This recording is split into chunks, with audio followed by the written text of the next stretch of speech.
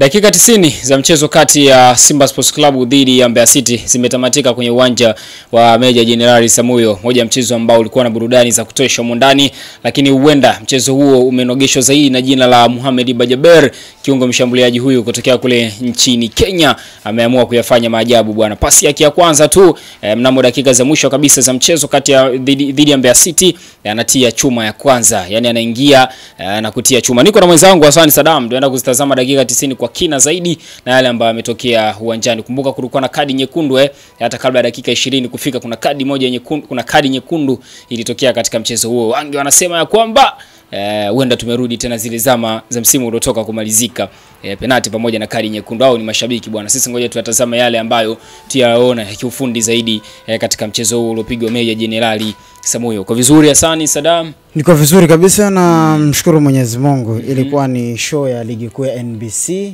Yanga mapema, mnyama na anamaliza kibarua chake pale katika uwanja wa Meja Jenerali Samuyo, Dar es Salaam Mbweni, miongoni mwa viwanja vigumu ambavyo mnyama ameutumia kama ni uwanja wake wa nyumbani, lakini inakuwa ni vigumu anapokutana na mwenye kiwanja rasmi ambaye ni JKT Tanzania. Tuanze kwanza kwa kulitazama tukio la kadi nyekundu, kwa sababu mara baada ya kadi nyekundu kutoka mnyama akaenda kupata goli. Kabla sasa kwenda kuyatazama yale ambayo yamesababisha mnyama kuibuka kidedea kwenye mchezo kwa maana idadi ya magoli, tuanze kwanza kwa kuitazama kadi nyekundu kwa Mbeya City. Yes, ilikuwa ni dakika ya 23 ya mchezo. Vitaras Mayanga beki wa kushoto aliwahi kucheza klabu ya Simba. Yes, ni amecheza katika vilabu hivi vikubwa kwa kiwango kizuri. Ilikuwa ni kama movement kwa yeye na Antonio Mligo beki wa kushoto wa Simba. Wakati wanawania mpira, yeye alikuwa na uwezo wa kuwini mpira mbele. So alikuwa tayari anapossess mpira. Yes, anapossess mpira. Alafu Antonio yeye alikuwa anatokea kwa nyuma. Alichokifanya kampiga kiwiko cha makusudi. Kwa vyovyote vile muamuzi, hata kama ungelikuwa wewe unasimamia sheria 17, alikuwa hana namna ya kupona kadi nyekundu. Maswali yangu nawaza ilikuwa kuaje mpaka aamue kwenda kufanya ile foul wakati tayari mpira anao. Light kwamba labda mpira angekuwa hana, labda Antonio ameshamvuka ameondoka, tungesema angelikuwa sahihi kucheza madhambi, lakini yeye ndo alikuwa na umiliki wa mpira. Alichokifanya ameshauacha mpira, anarudi tena nyuma kwenda kumpiga kiwiko, alafu baadaye aenda kuumiliki mpira. Nafikiri ameigharimu timu kwa namna yeye ndo ameweza kuigharimu Mbeya City leo katika mchezo. Baada ya kadi yake ya njano wamepungua kiidadi. Kumbuka wao walikuwa yeye ni mtu wa pili. Alimwachia Simba acheze mpira cha kwanza hicho kwenye kadi. Ina maana wewe umepungua, ulipopungua umefanyaje? Umepungua kwenye idadi. Wanacheza 10 badala ya 11. Labda kama mpango mikakati kama mlikuwa mmemwacha Mateo Anthony ndo akae mbele peke yake, Eliud Ambokile ndo asogee, lakini wote wanarudi chini kuja kusogea wakati timu haina mpira. Wewe umepungua. Ina maana umepunguza nishati ndani ya kiwanja. Kifuatacho ni nini? Simba wameanza kuwafikia kwa urahisi. Mwanzoni walikuwa wakiwafikia wanakutana Pemba Kingu pale, wanafanya blocking nzuri. Unamzungumzia mfano kama mpira Pil alikuwa na beki wa kulia. Amemdhibiti vizuri Morris Abraham. Leo tuliona zile pasi zake. Alipopungua tu baada ya Vitaras Mayanga kupungua tu, akatengeneza gap na Simba wakaanza kuwafikia kwa urahisi kwa sababu kuna namba alikuwa anaiongeza pale nyuma inawasaidia kuendelea Mbeya City kuendelea kufanyaje kujilinda mbele ya Simba Sports Club. Bwana, tumeanza kwanza kwa kuitazama kadi nyekundu. Mimi na Hassan Saddam hapa amekuelezea vizuri kuhusiana na Vitaras Mayanga, kila ambacho aliweza kufanya. Moja ya tabia ambazo huwa zinashangaza kweli kweli. Bosi wetu aliwahi akaniambia hii ni moja kitu ambacho anakichukia sana kwa vijana wa Kiafrika. Yaani umesha kuwa mbele ya mpira, wewe ndio unaumiliki mpira. Kwa vyote vile unaweza kwa comfort ule mpira. Anthony Mligo akakufanyia madhambi then unaweka hiki kiwiko. Sasa ilikuwa ina maana gani? Sometimes unamuelewa kwa sababu mpira ni mchezo wa hisia. Kwa hiyo inawezekana tayari mzuka au muka ilikuwa imeshapanda dhidi ya yeye na Mligo. Unajua Mayanga amenikumbusha story moja ya Luis Suarez. Mimi alipokuwa na tabia za kungatangata wachezaji wenzake. Moja sababu ambayo ilikuwa inamsukuma ya kisaikolojia ambayo aliulizwa. Suarez alisema alikuwa na kero sana na ile, yani watu wanamshabikia labda beki fulani anamblock, anachukua mpira anamzuia hivyo, afu mashabiki wanampigia makofi. Moja kitu ambacho kilikuwa kinamkera sana. Kwa hiyo kuna muda ulikuwa kikaa mbele yake anaona ni ile ya kutie jino tu nafsi yake itakuwa imelizika kuliko asikie kelele za watu kwamba wanasherehekea kukublock wewe. Sasa ndicho ambacho naweza nikakisema kwa Vital's Mayanga kwamba hisia muda mwingine ukiwa uwanjani hivi usipozicontrol ndio hivyo, kama matukio kama unafanya then yanaenda. Nawaza hata kitoka yeye mwenyewe anajitazama kile kitendo alichokifanya, kama ni ana mapenzi na timu ya Mbeya City lazima ajilaumu, kwa sababu nawaza haikuwa na sababu maalum. Labda kama kutokana na sisi kwa engo ya kamera tulioitazama, sisi tunaona wakati anafanyia foul. Labda kama kuna tukio lingine lilifanyika kabla ya lile, labda akawa analipizwa. Unajua wachezaji, kuna wachezaji wana system kwamba ukimfanyia makosa anakutunza baadaye na kutafutia engo ya kufanyaje ya kulipizia. Kwa labda nisijue ilikuwa ni miongoni mwa hiyo sababu au kuna sababu nyingine au ndio hisia uwanjani, lakini ni miongoni mwa vitu ambavyo ameigharimu timu. Hata wewe ukitoka baadaye ukawa unajitazama kile kitendo ulichokifanya, unaona kweli nimegharimu timu kwa namna moja ama nyingine. Tukiachana na tukio hilo, nadhani Mpanzu amerudi. Tunaweza tukasema hivyo. Yule Mpanzu ambaye tulikuwa tunatamani kumuona kwa muda mrefu ndio huyu ambaye sasa tumemuona kwenye mechi ya leo. Assist safi ambaye aliweka kamkuta Morris Abraham ambaye alipiga mpira ambao Beno Kakolanya alijitahidi kucheza, lakini nguvu ya mpira ilikuwa kubwa kuliko uwezo wa Beno Kakolanya. Tukimwangalia ile Mpanzu wa kwanza aliyecheza, tunamzungumzia ile Mpanzu aliyecheza dhidi ya Stade Malien katika mechi za klabu bingwa barani Afrika. Unamwangalia Mpanzu aliyecheza dhidi ya Petros di Luanda, ni tofauti na Mpanzu wa hii leo, kwa sababu Mpanzu wa hii leo ametulia. Kwanza tunaweza kusema kwanza ametulia, anaumiliki mpira, anasogea pasi, anazipiga zinaonekana. Ukiachana kwamba naye bado ana vitu vingine anaendelea kuvifanya, muda mwingine naweza nikasema unnecessary.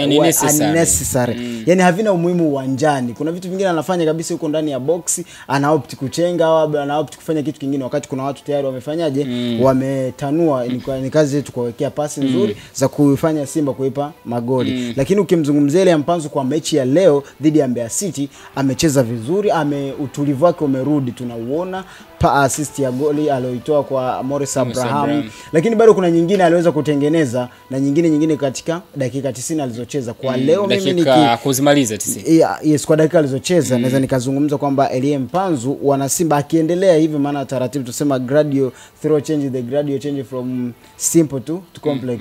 Kwa hiyo nazungumza naye anaweza kaenda kuchange taratibu kutokana na Mpanzu alikuwa wa msimu uliopita na huu Mpanzu wa msimu huu alianza sio yule, lakini taratibu anaanza kurudi. Tukianza kuangalia katika umiliki wa mchezo wa leo, ameweza kumiliki vizuri. Pasi zake anazozipiga baadhi zimefika kwa usahihi wa hali ya juu kabla ya kutoa assist ya goli. Lakini bado kuna nafasi nyingine ambazo ametengeneza. Ameshoot, kuna sema alikuwa na opt kushuti, akisogea na shoot. Kuna kijishuti kimoja alikipiga, naweza nikasema ni kijishuti mtoto tu kidogo tu. Alifanya kazi nzuri, unaweza kusema alianza akamchenga beki vizuri, baadaye ana opt kushuti kishuti kidogo kabisa ambacho hata speed yake unasema hata mtoto mdogo anaweza kufanyaje kukidakoni. Vitu vichache ambavyo kwa leo mimi kwa Elie Mpanzu nikimtazama alikuwa bora zaidi kiwanjani. Elie Mpanzu akimtazama alikuwa anamuona alikuwa bora zaidi kiwanjani. Mara baada ya hapo Simba Sports Club wakapata goli lingine bwana. Goli safi kutoka kwa Jonathan Soa, makosa defensive lineup ya klabu ya Mbeya City. Back pass ambayo sheria moja ya back pass bwana, lazima uangalie kwanza unayempa. Yaani sheria ya kwanza back pass, umwangalie unataka kumpa. 2, umwangalie opponent yuko sehemu gani. Yaani hivyo vitu viwili ukivizingatia, back pass yako itakuwa sahihi. Sasa ukimwangalia mchezaji aliyetoa back pass ni kama vile alikuwa amepiga mpira ambao lengo lake sio sahihi. Yaani alistahili kumpa, hakumpa. Akaamua kurudisha nyuma zaidi pasipo kumwangalia opponent yupo sehemu gani. So unataka kunielezea? Nilikuwa nataka kuelezea kwamba Mbeya City wameifanya sio mara moja tu, achana ile ya Jonathan Soa kwamba ndio iliwahukumu, lakini wamefanya zaidi ya 3. Mawasiliano yalikuwa mazuri kati ya Pemba na Kingu ambao ndio walikuwa mabeki wawili wa mwisho, beki namba 4 na namba 5, hayakuwa mazuri katika swala zima la back pass hizo nyuma. Kuna mtu walimrudishia pasi Boko kwa goalkeeper, bahati nzuri akafanyaje akaondoa. Kwa hiyo ina maana wamekuwa na pasi nyingi zaidi ya 3 ukiachana na ile ambayo imekuja kuadhibu, lakini walikuwa na mipira mingi wanairudisha pasi na usahihi. Naweza nikasema bado ni kukosekana kwa mchezaji mmoja kiwanjani, inawezekana ile wasababisha hicho kitu kwamba wao wakapoteza ile umakini wao nyuma pale katika defense ya ulinzi. Kwa sababu sio hiyo tu, kuna nyingine wamefanya bahati mbaya walifanya hata kipindi cha dakika za mwisho hapa Steve Desemkwala kama unaikumbuka, baadaye ndo alitoa, nafikiri alirudisha kwa ndani wakawa wameiokoa. Lakini ilikuwa ni makosa yale yale hivyo kurudisha back pass. Bwana, ilikuwa ni moja ya kitu kizuri ambacho tulikitazama katika mchezo. Nadhani sasa turudi kwenye goli ambalo amelifunga moja ya mchezaji ambaye mbona unatabasamu? Nimetabasamu kwa sababu gani? Uliposema moja ya mchezaji ndo aliyeupamba mchezo baada ya Mohamed Bajaberi. Mohamed Bajaberi ndio moja ya wakati mzuri sana ambao Bajaberi ameanza nao. Ndio. Na naweza nikampongeza mimi. Ndio. Lakini kinachofuata, yani unajua mimi siku zote kufanya vizuri huwa sina shida. Swali langu huwa ni consistency ya wewe kuendelea kufanya vizuri. Yes. Kuna mtu ameniambia angalia goli ambalo amelifunga Bajaberi, ni goli ambalo ni rahisi kidogo. Yani ni kama tayari Bajaberi ameingia uwanjani amekuta game ishaisha. Yani ishaisha. Mbeya City wameshachagua kubaki nyuma. Mbeya City wameshazidiwa kwenye kila kitu. Simba bado anaendelea kumshambulia Mbeya City.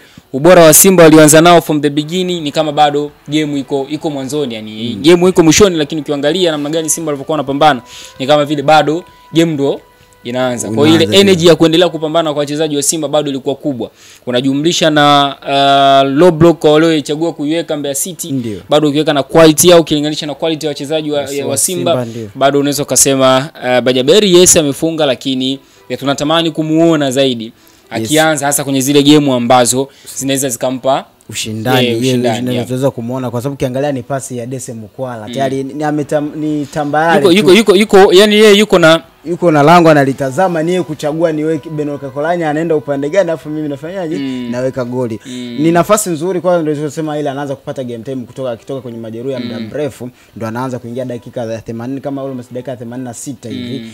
Dakika 86 ndio ameingia kuchukua nafasi ile Mpanzu, anaingia anaanza kurudi taratibu. Kwa labda wana Simba kutokana tushasikia maneno na baadhi ambao tuliwahi kumzungumzia hapa kupitia hizi kamera za Data Sports, tuliwahi kumzungumzia kiwango cha Mohamed Bajaberi akiwa Kenya, akiwa na Polisi, baadaye akiwa na Polisi ambako alicheza mechi kadhaa, kutoka makuzi yake yote tuliwahi kuyazungumza hapa ya Mohamed Bajaberi. Kwa hiyo wana Simba wanachosubiri sasa ni kumuona ule Mohamed Bajaberi ambaye waliambiwa akifanya anayoyafanya. Ameanza vizuri kabisa katika mechi, dakika zake zile za game time alizopata anabahatika kufunga.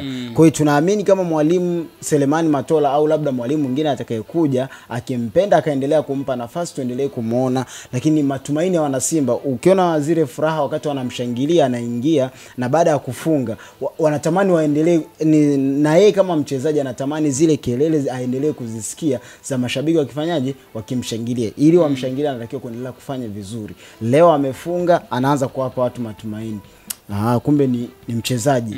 Wanatamani kumuona mechi nyingine mwalimu atakapompa, labda kuanzia leo kama ni dakika 86 tunatarajia labda mchezo unaofuata kwenye Mzizima Dabi, maana mechi inayofuata hapa ya Simba ni Mzizima Dabi. Labda mwalimu akimpenda zaidi kuanzia dakika ya 70 watarajie aanze kufanyaje, aingie, au ikiwezekana aanze dakika 45 za mwanzo ili watu waendelee kumuona vizuri ni Mohamed Bajaberi. Wote tunaposema muda mwingine wanasema kuna wachezaji wa YouTube. Ushakusikia hiyo kauli, wachezaji wa YouTube. Mchezaji wa YouTube. Ukiangalia clip zake unaona ni mchezaji wa maana, lakini anapokuja uwanjani aidha unaweza kukuta labda ni situation, mazingira na mambo mengine haendani nayo. Mwisho wa siku labda ndio hivyo watu wanaanza kusema wenye mlituambia ni mchezaji mzuri, unaanza kusikia zile kelele. Kumbe hamna, ndio ile unaanza kusikia tumepigwa na nini, maneno yanakuwa mengi. Kwa hiyo alichokianzisha Mohamed Bajaberi leo hii tunatamani kama ulivyosema kauli yako nzuri kwamba hakikisha anakiendeleza. Mimi mfano ukiniuliza leo vitu gani ambavyo vimempa Simba ushindi, ndio ni vitu vichache tu. Ndio. Jambo la kwanza, make it simple. Yani fanya vitu viwe virahisi uwanjani. Usifanye vitu viwe vigumu. Yani kwa maana ya usifanye vitu vingi wakati tunapokuwa na mpira. Utakapokuwa na mpira muangalie mwenzako, mpe kama unaweza kuopt kupiga. Lakini cha pili, composure, kwa maana kuwa na utulivu wakati ambao unakuwa na mpira. Sio, unaelewa vizuri? Utulivu ndio ambao umesababisha Morris Abraham afunge goli la kwanza. Utulivu ndio umempa Jonathan Soa nafasi ya kufunga goli la pili, kwa sababu asingekuwa na utulivu na umakini, unaweza tukasema hivyo. Makini nitakuja nielezee. Isingekuwa Jonathan Soa asingeweza kufunga. Utulivu ndio umemfanya Mohamed Bajaberi akafunga goli la tatu. Lakini kitu kingine ni umakini both wakati ambao unaenda kumshambulia Mbeya City, both wakati ambao narudi kuilinda timu. Kuilinda timu, Unaelewa? ndio. Moja kitu ambacho kiliwaangusha Simba kwenye games zilizopita ilikuwa ni kutokuwa na umakini hasa kwenye shape yao ya ulinzi. Si unanielewa vizuri? Ndio. Kwa hiyo umakini ulikuwepo sana leo. Kati ambapo Simba kashapoteza mpira, unamwona Asante Kante, Kagoma, Mligo, Nangu, Shamu, Kapombe wote wamesharudi haraka kuja kuilinda timu. So unaelewa, that's why ikawa ni ngumu hata pia kuwaona Mbeya City wakifanya vile vitu ambavyo unasema unawishi kuiona timu inafanya uwanjani. Kwa hiyo cha pili imeshuhudiwa moja tu ya Elio Ambokile ambaye alishuti, Yakubu Suleiman akapanga. Bwana, nakushukuru sana wewe ambaye ulikuwa pamoja na sisi. Mimi pamoja na mwenzangu Hassan Saddam. Nadhani paka wakati mwingine Mwenyezi Mungu akitujalia, nyuma kamera alikuwepo Pako. Bye.